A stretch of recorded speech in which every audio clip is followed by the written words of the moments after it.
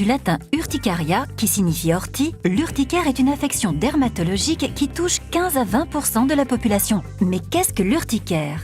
Comment se manifeste-t-elle concrètement? Et quel est son impact sur la vie quotidienne des patients? Les réponses du docteur Ziad Regaï, dermatologue. L'urticaire, c'est une maladie de peau qui est fréquente et qui se caractérise par des éruptions de plaques rouges qui grattent, qui brûlent, qui démangent.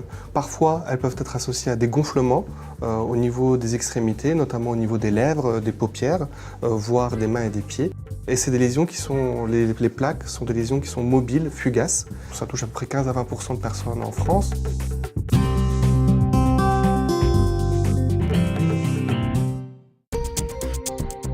L'urticaire est une maladie méconnue, alors forcément, il existe quelques idées reçues la concernant.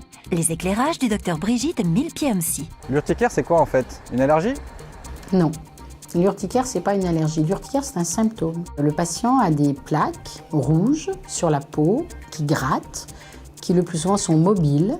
L'allergie, c'est une cause. Vous avez des allergies qui sont respiratoires, des allergies de toutes sortes, alimentaires, etc. Et la majorité des urticaires, notamment des urticaires chroniques, ne sont absolument pas allergiques. Mais en fait, l'urticaire, c'est vraiment lié au stress ? Certaines urticaires peuvent être déclenchées ou aggravées par le stress, oui. C'est sûr que chez un patient qui sera très stressé et qui pour lequel indiscutablement on aura mis en évidence un rôle déclenchant des poussées par le stress, c'est vrai qu'on va l'encourager, entre guillemets, à se déstresser. Alors il peut y avoir certains, on va leur dire de faire de la relaxation, d'autres on va leur dire de faire de l'hypnose. Oui, s'il y a vraiment un facteur identifié comme stressant, oui, on va les encourager effectivement dans ces voies-là.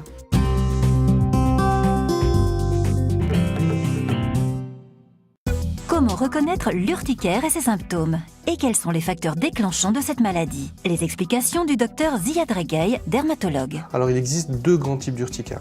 Il y a l'urticaire aigu, qui est de survenue brutale, qui généralement ne dure pas plus de 48 heures. Et il y a les urticaires qu'on dit chroniques, qui sont celles qui peuvent durer plus de 6 semaines.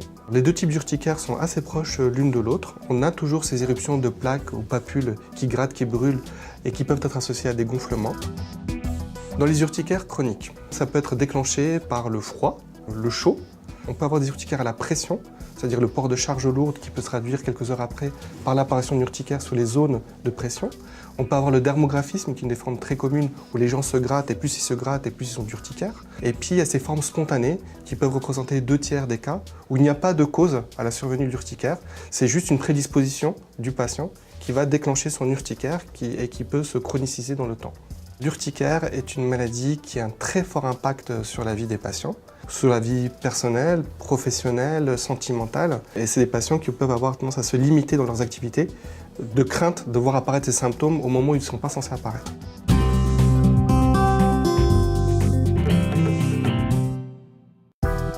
Après un diagnostic d'allergie alimentaire et les privations qui en ont découlé, Frédéric ne voit pas ses symptômes disparaître. C'est seulement après un nouveau diagnostic du Centre national des angioëdèmes et la prise en charge qui a suivi que Frédéric, chef d'entreprise, peut mener une vie normale. Mais comment a-t-il dû adapter son existence malgré tout? Et comment ont évolué ses relations avec les autres? L'urticaire chronique spontanée a amené chez moi des règlements importants dans ma vie, personnelle, familiale, avec des problématiques de tous les jours, avec une vie sociale, des amis qui n'osent plus vous inviter. Professionnellement, je travaillais dans le milieu vitivinicole, donc ça a un impact très fort puisque je ne pouvais plus déguster les produits de mes clients, ce qui a amené à un arrêt complet de ce métier. Donc c'est lourd de conséquences et c'est un isolement qui s'installe. Le conseil que je pourrais donner, c'est de ne pas rester seul, d'échanger. Pour cela, il y a différentes structures. L'association en est une, les médecins, bien entendu, le médecin traitant, les médecins spécialistes. Ne pas rester seul, ne pas hésiter à poser des questions. Il n'y a pas de mauvaise question. La mauvaise question, la vraie mauvaise question, c'est celle que l'on ne va pas poser.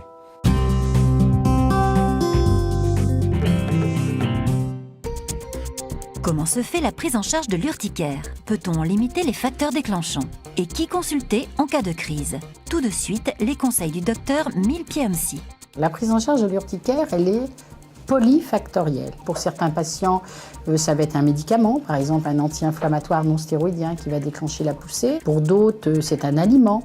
Eh bien, il faut surtout dire à nos patients de ne pas faire de régime au sens vraiment régime restrictif du terme. Il faut simplement qu'ils notent dans leur vie quotidienne s'ils ont remarqué que la consommation excessive peut-être de certains fruits ou de certains alcools ou de café ou d'autres choses aggrave leur urticaire et dans ces cas-là, ils vont diminuer. La prise en charge de l'urticaire, aujourd'hui, elle repose absolument. Ce sont des médicaments qu'on appelle antihistaminiques, donc qui vont s'opposer à la libération de l'histamine, qui est donc la responsable de la plaque d'urticaire. Ce traitement, il faut dire aux patients de le prendre quotidiennement.